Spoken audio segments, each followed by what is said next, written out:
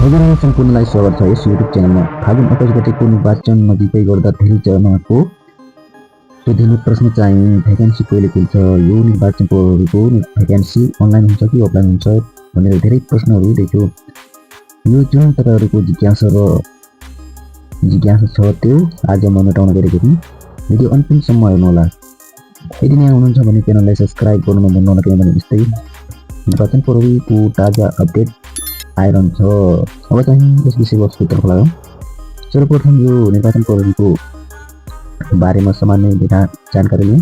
त्यसपछि कहिले खुल्छ र फर्म कसरी कुन तरिकाबाट भर्न मिल्छ, अनलाइन निर्वाचन प्रहरीको फर्म भर्न मिल्छ कि मिल्दैन त्यसको पनि बारेमा जानकारी दिन्छौँ। न्यायाधिक प्रहरीलाई अहिले निर्वाचन प्रहरी भनेर नाम परिवर्तन गरेको छ। फागुन 28 गते निर्वाचनका लागि निर्वाचन प्रहरीको भ्याकेन्सी खुल्दैछ, जसको सङ्ख्या चाहिँ 1,36,977 जनाको छ। निर्वाचन प्रहरीको कार्य अवधि चाहिँ 40 दिनको हुनेछ। अब तपाईँहरूलाई लाग्यो होला कि सङ्ख्या त धेरै छ, तर हामीलाई निर्वाचन प्रहरीको भ्याकेन्सी चाहिँ भर्न मिल्छ कि मिल्दैन। त्यसको लागि म यसको मापदण्डको बारेमा जानकारी दिन्छु। पहिला केटाहरूको जानकारी दिन्छु। केटाहरूको वेट टोल चाहिँ 50 केजी हुनुपर्छ, अनि हाइट चाहिँ 5 फिट 2 इन्च हुनुपर्छ, अनि चेस्ट छाती चाहिँ 31 देखि 33सम्म अर्थात् नफुलाएर 31 अनि फुलाएर 33 इन्च हुनुपर्छ र योग्यता चाहिँ सामान्य लेखपढ जान्नाले भर्न सक्नुहुन्छ। अब चाहिँ केटीहरूको कुरा गरौँ।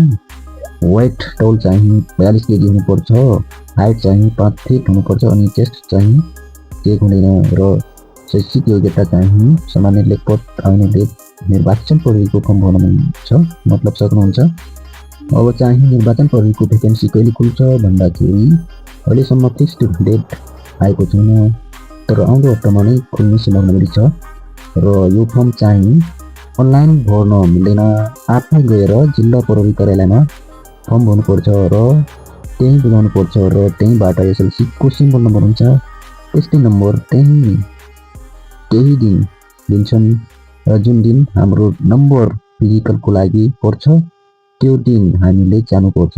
सबैको एकै दिन हुँदैन र हामीले सही नम्बरमा पनि कल गरेर जानकारी दिन सक्छौँ भन्दै बिदा हुन चाहन्छु। हस्त भिडियो मन परेमा लाइक र च्यानललाई सब्स्क्राइब गरेर सपोर्ट पनि गरिदिनु। हस्त, धन्यवाद।